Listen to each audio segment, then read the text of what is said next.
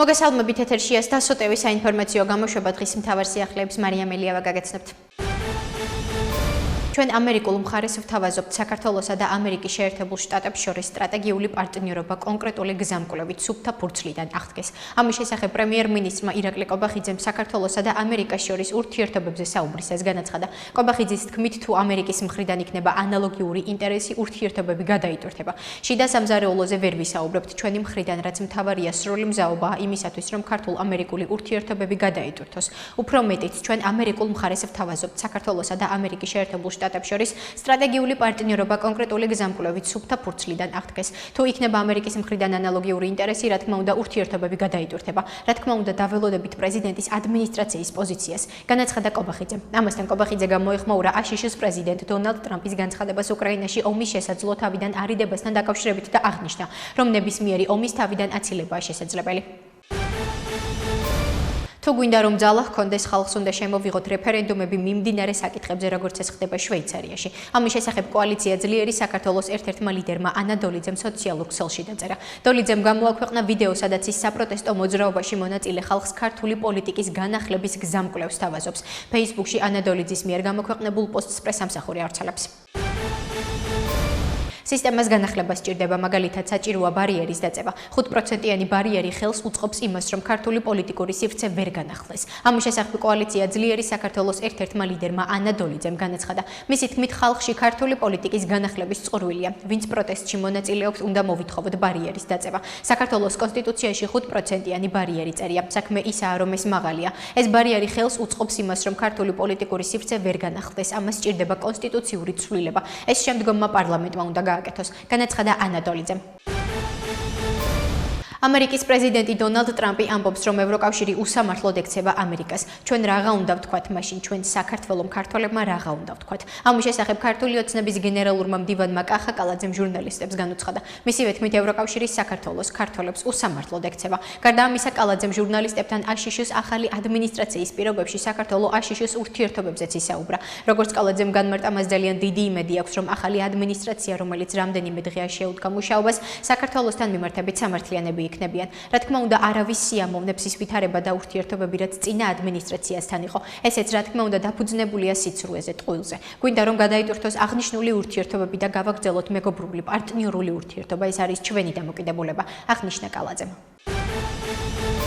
ეგრეთ წოდებული შემოქმედებითი სფეროს წარმომადგენლებისთვის ტარდებოდა რევოლუციური ტრენინგები და ამის შედეგებს ვხედავთ დღეს სახეზე. ფსევდოელიტის წარმომადგენლები ცდილობენ გარკვეული რევოლუციური პროცესების ორგანიზებას, მაგრამ ესეც წარუმატებლობისთვისაა განწირული. ასე გამოეხმაურა საქართველოს პრემიერ-მინისტრი ირაკლი ყობახიძე ახალ თეატრთან მსახიობებისა და რეჟისორების გამართულ საპროტესტო მანიფესტს. ირაკლი ყობახიძის თქმით, კანვასის რევოლუცია საქართველოში არ მოხდება და ყველა საკუთარი პროფესიის მიხედვისკენ მოუწოდებს.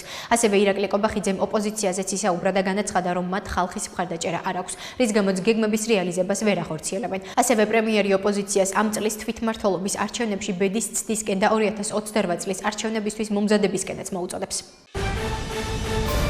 თავისუფლება ანდრო ჭიჭინაძეს და სისტემის უკლებლივ ყველა პატიმარს. ამის შესახებ მსახიობმა ნინო კასრაძემ ახალი თეატრის წინ მსახიობებისა და რეჟისორების საპროტესტო მანიფესტის დროს განაცხადა. კასრაძის თქმით, ანდრო ჭიჭინაძე არის სახე იმ ხალხის, იმ ახალგაზრდების, რომლებიც სისტემის ტყვეები არიან. გავერთიანდეთ, ჩვენ უნდა ვიყოთ ჩვენი შვილების ფარი. სოლიდარობა უნდა გამოუცხადოთ მათაც, ვინც ჩვენსავით არ უყურებს რაღაც საკითხებს, გუმართებს დიდი სიბრძნე და არაფრით არ შეიძლება, რომ საბედისწერო შეცდომა დავუშვათ. ჩვენ ჩვენს შვილებს ფარად უნდა დავუდგეთ, განაცხადა ნინო კასრაძე. ცნობისთვის ახალი თეატრის სამხატვრო ხელმძღვანელის დავით დოიაშვილის განცხადებით, მსახიობების ახალ მანიფესტის ფარგლებში რეგიონებში გავლენ.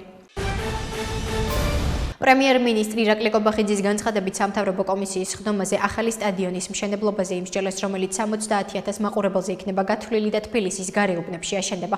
ამასთან, როგორც მან აღნიშნა, სტადიონზე არა მხოლოდ საფეხბურთო და სარაგბო მატჩები გაიმართება, ახალ სტადიონზე უმაღლესი დონის კონცერტების გამართვის შესაძლებლობაც იქნება და ასევე იქნება უზრუნველყოფილი საკონვენციო ცენტრის არსებობა.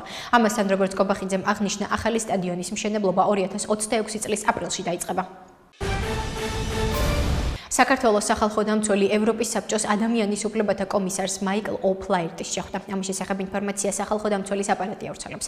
მათი ცნობით შეხვედრაზე საქართველოში ადამიანის უფლებების დაცვის კუთხით არსებული მდგომარეობა, შეკრებისა და გამოხატვის თავისუფლების დაცვის ხარისხის საპროტესტო აქციების დაშლისას სამართალდამცველების მხრიდან გამოყენებული არაპროპორციული ძალის, ძალადობისა და არასათანადო მოპყრობის ფაქტები განიხილეს. შეხვედრას სახალხო დამცველის მოადგილეები თამარ გვარამაძე და ელენე ღუდუშაური. გარემოს ეროვნული სააგენტო 25-27 იანვარს საქართველოში მოსალოდნელი ამინდის შესახებ ინფორმაციას ავრცელებს. სინოპტიკოსების პროგნოზით თბილისში უმეტესად უნალექო ამინდია მოსალოდნელი, ჰაერის ტემპერატურა დღისით 8-10 გრადუსი დაფიქსირდება. სანაპირო რაიონებში უმეტესად უნალექო ამინდია მოსალოდნელი, ჰაერის ტემპერატურა დღისით 13-15 გრადუსი იქნება. დასავლეთ საქართველოს დაბლობ რაიონებში უმეტესად უნალექო ამინდია მოსალოდნელი, ჰაერის ტემპერატურა დღისით 14-16 გრადუსი იქნება. ახლა კი გაგაცნობთ უცხოეთის სიახლეებს. სიეტლის რაიონული სასამართლოს ფედერალურმა მოსამართლემ დროებით დაბლოკა დონალდ ტრამპის აღმასრულებელი ბრძანება მოქალაქეობის დაბადებით მოპოვების წესის გაუქმების შესახებ, რომელიც თებერვალში უნდა ამოქმედებულიყო. ინფორმაციას CNN-ი ავრცელებს. მოსამართლის განმარტებით მოქალაქეობის დაბადებით მოპოვების გაუქმება აშკარად არაკონსტიტუციურია. სად იყვნენ ადვოკატები აღმასრულებელი ბრძანების ხელმოწერის გადაწყვეტილების მიღებისას, აღნიშნა მოსამართლემ. დონალდ ტრამპი ფედერალური მოსამართლის გადაწყვეტილების გასაჩივრებას გეგმავს. ამასთან მოქალაქეობის დაბადებით მოპოვების გაუქმების შესახებ დონალდ ტრამპის აღმასრულებელი ბრძანების შეჩერება სურთ შტატებს, რომლებსაც დემოკრატები მართავენ. ისინი ამტკიცებენ, რომ ტრამპის აღმასრულებელი ბრძანება აშკარად არ ღვევს კონსტიტუციის მე-14 შესწორების, რომელიც ამერიკის შეერთებული შტატების ტერიტორიაზე დაბადებული პირებისთვის ქვეყნის მოქალაქეობის მინიჭებას ითვალისწინებს. რუსულმა ძალებმა უკრაინას შაჰედის ტიპის დრონებით შეუტიეს. თავდასხმას კიევის ოლქში სულ მცირე 2 ადამიანი ემსხვერპლა. ინფორმაციას უკრაინული მედია ავრცელებს. მათივე ინფორმაციით შეტევა მთელი ღამის განმავლობაში დილამდე გაგრძელდა და საჰაერო თავდაცვის ძალები დრონების განადგურების მიზნით საბრძოლო მოქმედებებს ახორციელებდნენ. ყაზახეთმა აზერბაიჯანის ავიახაზების თვითმფრინავის შავი ყუთების გაშიფრული მონაცემები რუსეთსა და აზერბაიჯანს გადასცა. რუსული მედიის ინფორმაციით ამის შესახებ ყაზახეთის ვიცე-პრემიერმა და ავიაკატასტროფის გამოძიების კომისიის ხელმძღვანელმა განაცხადა. შავი ყუთების გაშიფრული მონაცემები გენერალური პროკურატურის ეგიდით მოქმედი საგამოძიებო ჯგუფის ხელშია. მათზე ყველა ექსპერტი მუშაობს. ახლა ამ ყუთების ასლები გვაქვს აზერბაიჯანულ და რუსულ მხარესაც, დასამალი არაფერი გვაქვს, აღნიშნა მან. შეგახსენებთ, აზერბაიჯანის ავიახაზების სამგზავრო თვითმფრინავი Embraer 150-25 დეკემბერს ქალაქ აქტაუში ჩამოვარდა. ბორტზე მყოფი 67 ადამიანიდან 38 დაიღუპა. მედია საშუალებები აზერბაიჯანულ წყაროებზე დაყრდნობით იუწყებიან, რომ თვითმფრინავი რუსეთის საჰაერო თავდაცვის სისტემამ ჩამოაგდო. მათივე ინფორმაციით თვითმფრინავი რუსეთის არც ერთ აეროპორტში არ დაუშვეს. რუსეთი დაჟინებით მოითხოვს რკინის გარანტიებს, რომ უკრაინა ნატოში არ გაწევრიანდეს. ამის შესახებ რუსეთის ფედერაციის საგარეო საქმეთა მინისტრის მოადგილე ალექსანდრ გრუშკომ განაცხადა. ნატოში უკრაინის გაწევრიანების პერსპექტივასთან დაკავშირებით ალიანსში განსხვავებული თვალსაზრისი არსებობს. ამ შემთხვევაში ბატონი ფიცო აბსოლუტურად მართალია ამ გეგმების დახასიათებაში, რადგან ეს გამორიცხავს უკრაინაში მშვიდობის მიღწევას და უფრო ფართო გაგებით რაიმე სახის უსაფრთხოების არქიტექტურის შექმნასაც კი და ამ თვალსაზრის ალიანსის რამდენიმე ქვეყანა იზიარებს, აღნიშნა გრუშკომ. ასეთი იყო მიმდინარე სიახლეები მომავალ შეხვედრამდე.